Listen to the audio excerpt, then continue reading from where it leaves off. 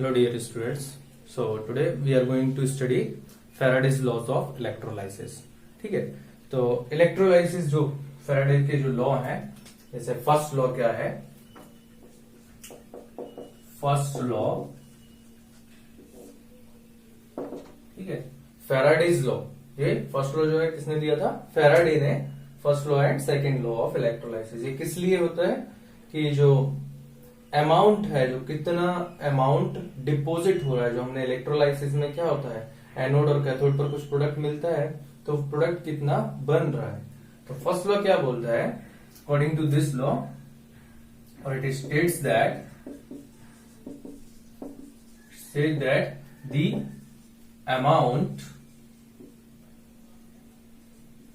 और the amount or it states that product liberated or product deposited at an electrode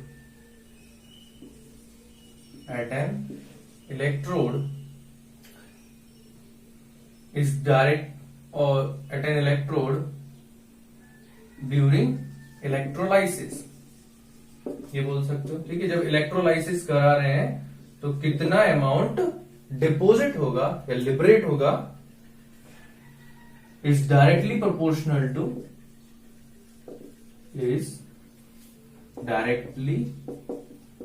proportional to the amount of, directly proportional to the electricity passed through the electrolytic solution,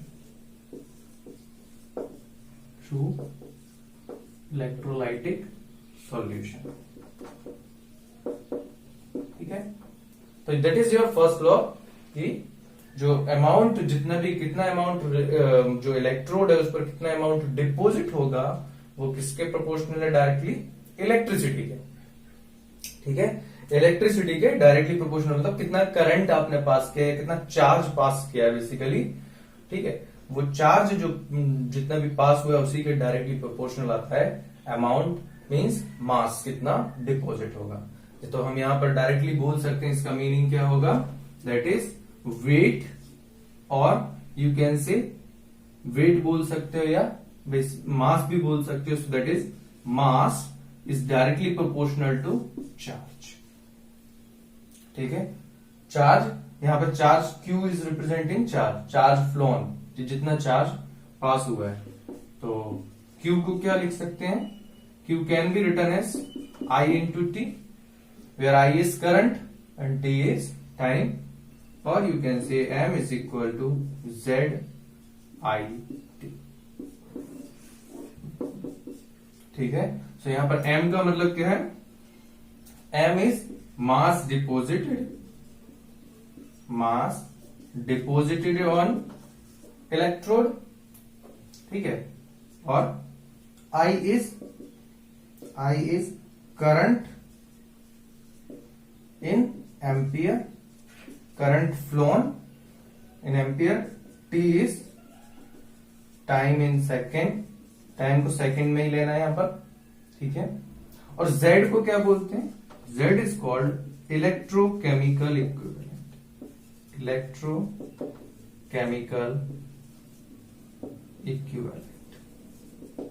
ठीक है। इसका एक और formula होता है Z is also, Z को आप ये भी बोल सकते हो, Z को क्या और बोल सकते हैं? मास डिपोजिटेड when 1 ampere current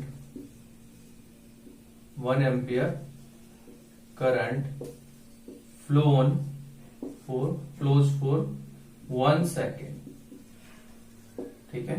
जब 1 एम्पियर करंट 1 सेकेंड के लिए फ्लो करता है, तो वो जो मास डिपॉजिट हो रहा है वही क्या है? Z है, दैट इज इलेक्ट्रोकेमिकल इक्विवेलेंट, ठीक है। तो आप यहां पर क्या बोल सकते हैं? और दूसरे टर्म्स में, और 1 एम्पियर करंट 1 सेकेंड के लिए पास किया, मतलब 1 कूलम चार्ज इज फ्लोन। ठीक है, 1 कूलम चार्ज फ्लो होता है, तो जितना mass deposited when 1 coulomb charge is passed, so that is your electrochemical equivalent. इसका एक फॉर्मूला और है, Z का वैल्यू E/96500 भी आता है। E is here equivalent mass. ठीक है, इक्विवेलेंट मास। सो M का फॉर्मूला जो हम ज्यादा यूज करेंगे दैट इज EIT/96500। ठीक है, इसका डेरिवेशन अभी बताऊंगा मैं आपको। That is M is equal to EIT/96500। ठीक है, तो ये क्यों आता है अभी देखेंगे। ठीक है, वेयर E को आप बोल सकते हैं, E को और क्या बोल सकते हैं, इक्विवेलेंट मास किसके इक्वल होता है, molar mass, molecular mass divide by n factor, divide by n factor. ठीक है, चलो we obtain mass deposited is EIT/96500। ठीक है, तो ये जो Z आया है इलेक्ट्रोकेमिकल इक्विवेलेंट E/96500 कैसे आता है, तो देखो चार्ज ऑन, फैराडे ने ये देखा, charge on 1 mole electron, 1 electron कितना होता है, charge on 1 electron is 1.6 into 10⁻⁻19 coulomb minus का। ठीक है, तो ये चार्ज हम जब डलिए इसको अभी पॉजिटिवली लेके कंसिडर कर रहे हैं, बट दैट इज इलेक्ट्रॉन पर नेगेटिवली चार्ज होता है। ठीक है, 1.6 इंटू 10⁻⁻19 कूलम। ठीक है, ये चार्ज है। सो चार्ज ऑन 1 मोल इलेक्ट्रॉन कितना होगा, charge on 1 mole electron, charge on 1 mole electron is 1.6 into 10⁻⁻19 into 1 mole means 6.022 into 10⁻23। ठीक है, 1 मोल का मतलब क्या होता है, 6.022 into 10⁻23। तो इन दोनों को मल्टीप्लाई करते हैं तो क्या आता है, 96500 coulomb.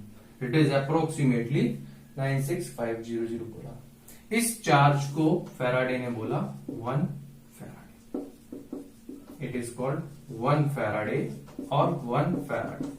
1 farad charge is nothing but 96500 coulomb. Charge on 1 mole electron is known as 1 Faraday. ठीक है, अब देखो यहां पर कुछ हम रिएक्शंस कंसिडर करते हैं, जैसे charge on 1 mole electron is 1 farad. तो जैसे देखो इलेक्ट्रोलाइसिस, अगर जैसे सिल्वर का इलेक्ट्रोलाइसिस कर रहे हैं, तो सिल्वर का इलेक्ट्रोलाइसिस कराने में क्या होगा, सिल्वर सॉलिड में कन्वर्ट हुआ जैसे।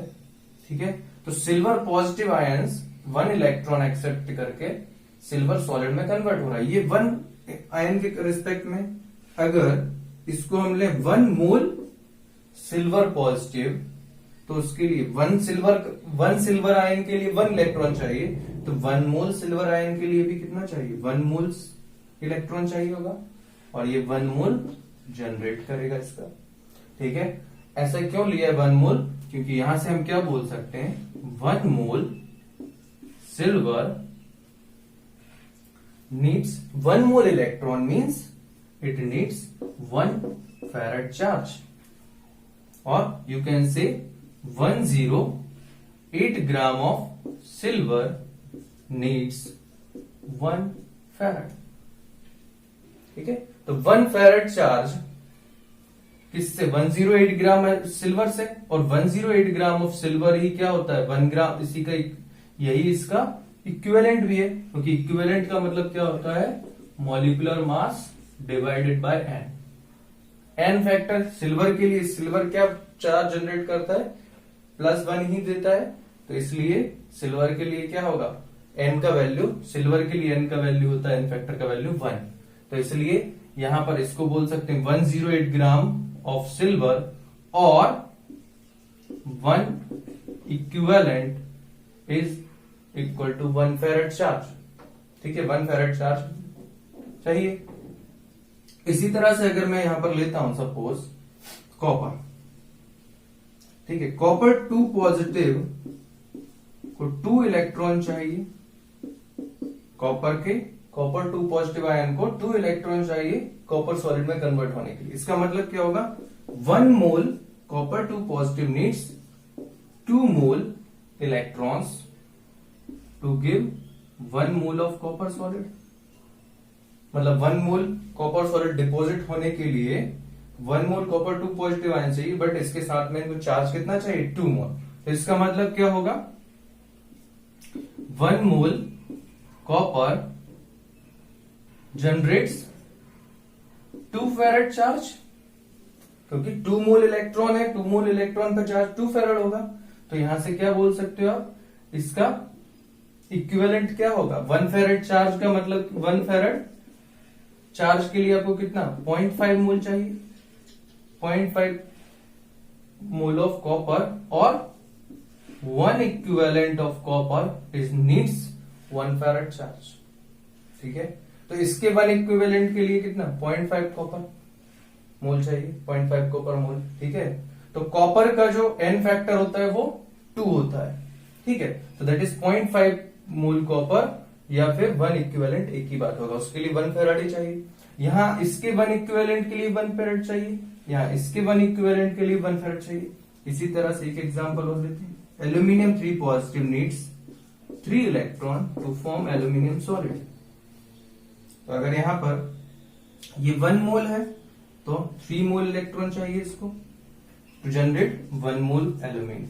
इसका मतलब क्या होगा, 1 मोल एल्यूमिनियम नीड्स 3 मोल 3 फेराड चार्ज, और 1/3 मोल of aluminium generates 1 farad, and 1/3 mole is nothing but 1 equivalent of aluminium. So aluminium के 1 equivalent के लिए भी 1 farad चार्ज। तो यहां से क्या पता चलता है, सारे 1 equivalent के लिए 1 farad चार्ज ही नेसेसरी है। ठीक है, तो डायरेक्ट बोल सकते हैं 1 farad of any species generates or deposit 1 equivalent. 1 farad of any species deposit 1 equivalent.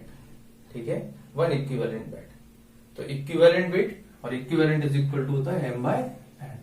इसीलिए यहां से क्या बोल पाएंगे हम, तो यहां से आप कि 1 farad मीन्स 1 इक्विवेलेंट, और इक्विवेलेंट वेट को अगर हम बोल देते हैं E, let's say equivalent weight is E, so 1 farad means 96500 coulomb means equivalent weight 1 equivalent. ठीक है, और 1 coulomb charge means E by 96500 equivalent. ठीक है, तो 1 कूलम चार्ज कितना जनरेट करता है, E by 96500 कूलम देगा। ठीक है, इसी तरह से आप क्या बोल सकते हैं कि जो IT चार्ज है, ठीक है, अगर हम लेंगे चार्ज क्या होता है, करंट इंटू टाइम। तो अगर IT चार्ज लोगे आप, I इंटू टी, ठीक है, चार्ज इज IT का मतलब क्या है, कुछ भी वैल्यू हो सकती है, कितना भी चार्ज हो सकता है। तो जितना वो क्या होगा, I इंटू टी का मतलब ही क्या होता है, चार्ज। तो IT चार्ज है तो उसके लिए क्या होगा, E by 96500 इंटू IT, ये आपका मास डिपॉजिट होगा, क्योंकि 1 कूलम के लिए इतना डिपॉजिट हो रहा है, E by 96500 weight mass deposit हो रहा है। तो IT करंट IT चार्ज के लिए, I into T is charge, IT charge के लिए E by 96500 इंटू IT ये डिपॉजिट होगा। इसलिए मास जो है डायरेक्ट किसके आ जाता है, E by 96500 इंटू IT। ठीक है, और E को हम क्या लिख सकते हैं, एटॉमिक वेट या molar mass divide by n। तो इसका एक और फॉर्मूला आप लिख सकता है, m by n into 96500 into IT. ठीक है, m is here molar mass of the metal. तो ये फॉर्मूला इस तरह से आपका डेराइव होता है, Z का वैल्यू E/9650 यहां से आता है। ठीक है, next is second law of electrolysis. ठीक है, सेकेंड लॉ ऑफ इलेक्ट्रोलाइसिस। तो ये क्या बोलता है सेकेंड लॉ, फैराडे का second law, that is when same amount of electricity is passed through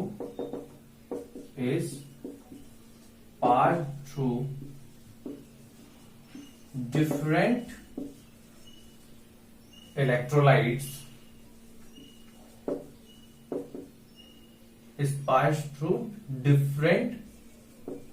electrolytes, then same amount of equivalents is deposited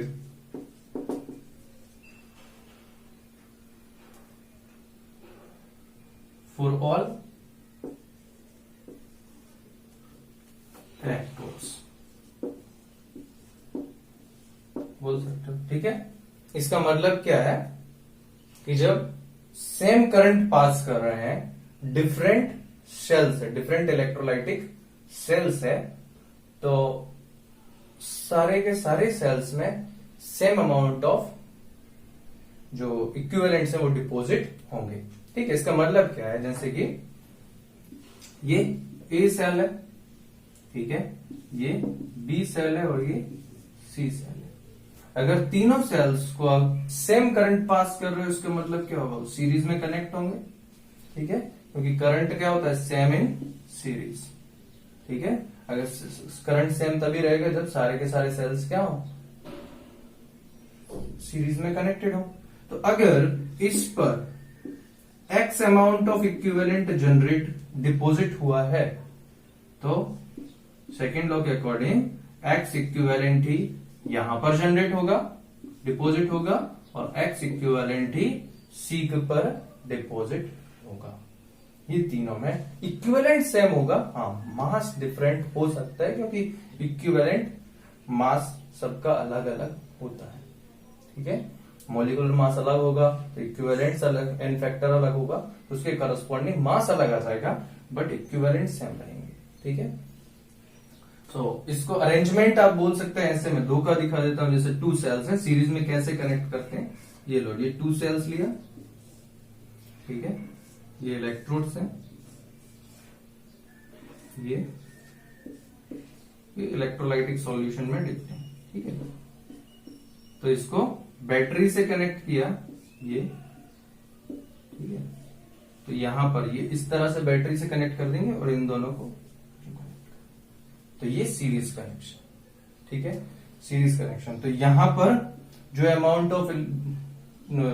amount deposit होगा, ठीक है, और यहां पर जो अमाउंट डिपॉजिट होगा, उनके इक्विवेलेंट्स दोनों जगह सेम होंगे। ये सीरीज कॉम्बिनेशन है, करंट तो सेम ही पास होगा दोनों में। ठीक है, तो इस तरह से आप बोल सकते हैं, दैट इज सेकेंड लॉ। चलो अब देखते हैं इस पर based questions. Here is our question, that is a solution of copper sulfate is electrolyzed for 10 minutes, ठीक है, with a current of 1.5 ampere. What is the mass of copper deposited at cathode? ठीक है, तो सबसे पहले क्या करना है आपको, that is reaction at cathode। ठीक है, तो at cathode पर क्या रिएक्शन होती है, that is copper 2 positive accepts 2 electron and convert into copper solid।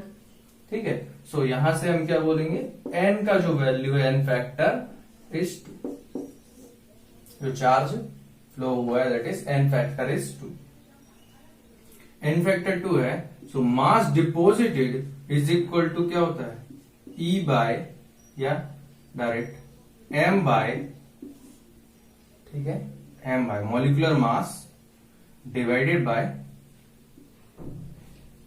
n into 96500 into IT। ठीक है, तो यहां पर मोलर मास, ठीक है, मोलर मास मैंने देना भूल गया, पर molar mass of copper given रहेगा। मोलर मास ऑफ कॉपर होता है 63 ग्राम। ठीक है, तो ये मोलर मास है, तो इसको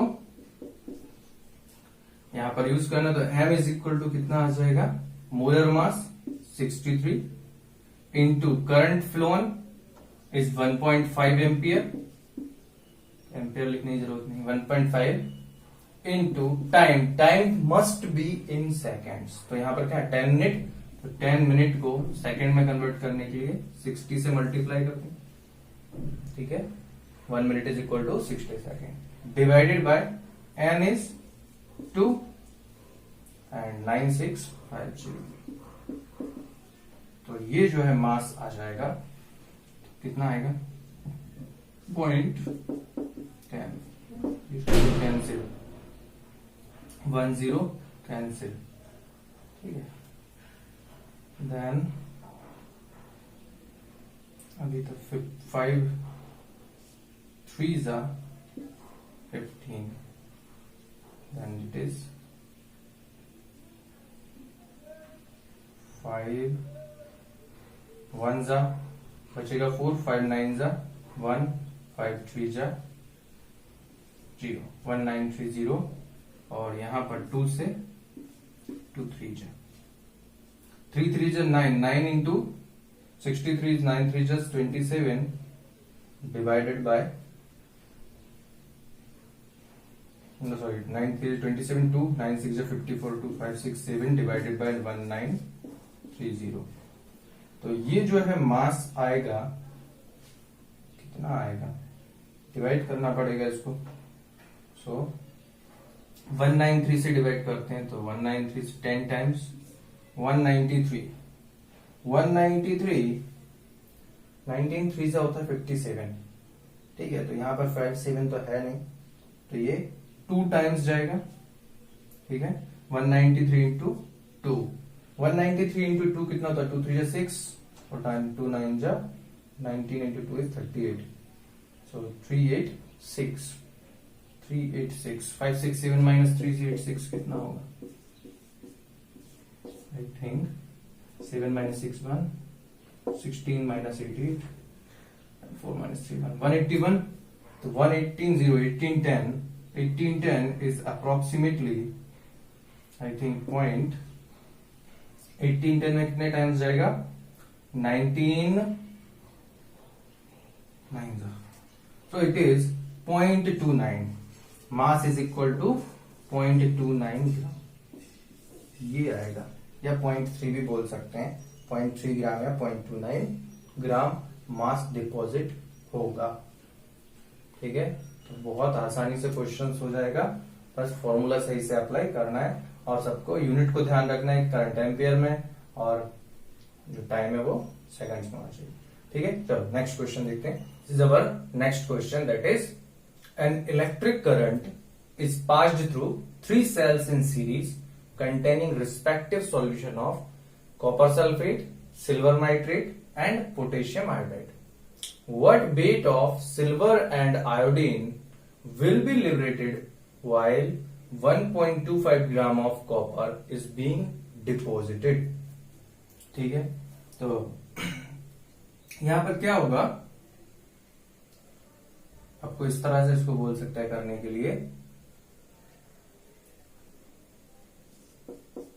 ये सेकेंड लॉ ऑफ इलेक्ट्रोलिसिस का क्वेश्चन है। ठीक है, मतलब 3 cells सीरीज में कनेक्टेड है, ऐसा बोल सकते हो, ये कुछ इस तरह का कनेक्शन है।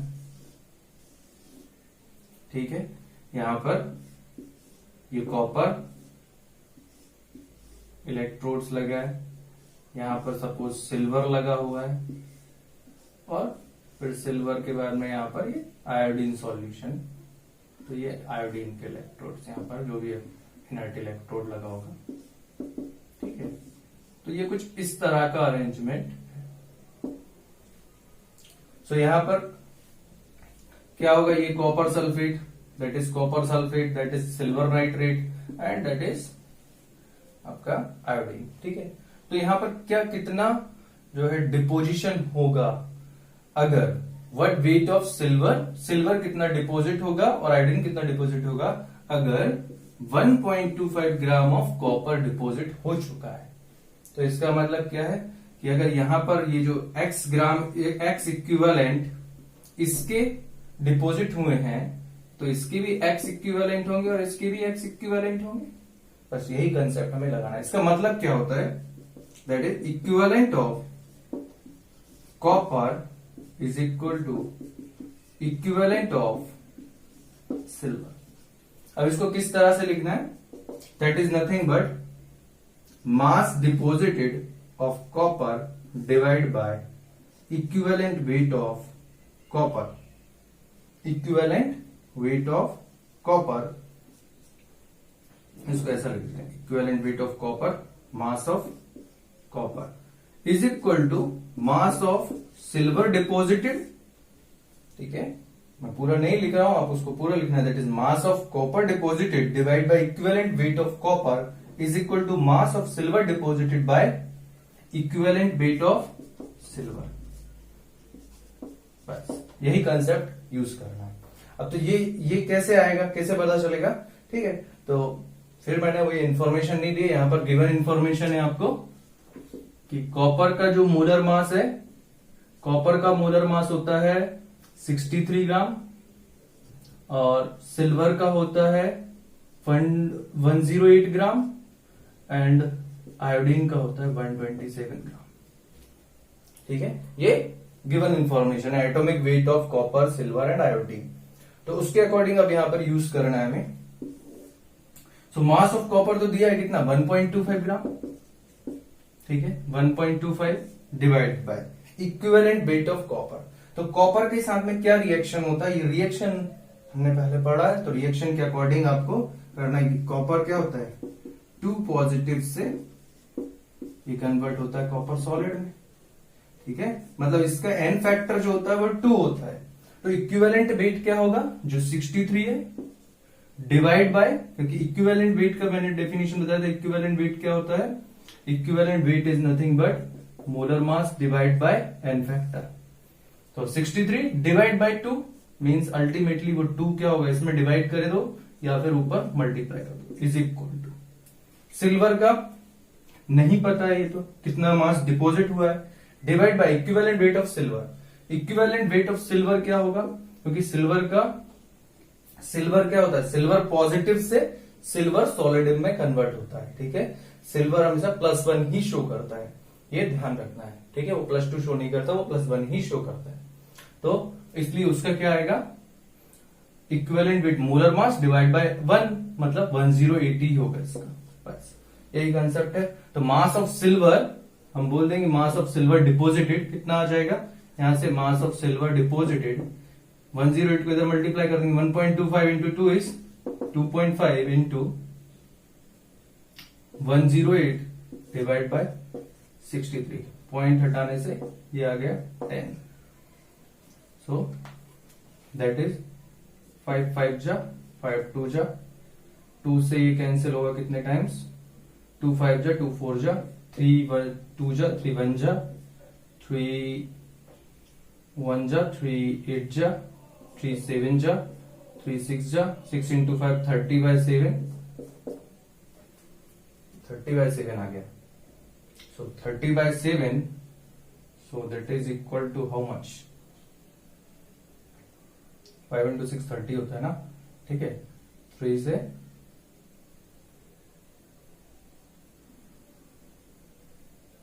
Okay, so that is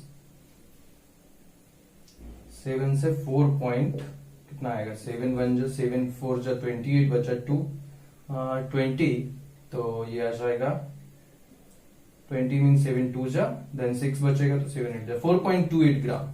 mass of silver deposit कितना होगा, सिल्वर का मास देखो, मास अलग आ गया, इक्विवेलेंट्स इक्वल होंगे, equivalent of copper equivalents equal होंगे लेकिन मास डिफरेंट डिपॉजिट होगा।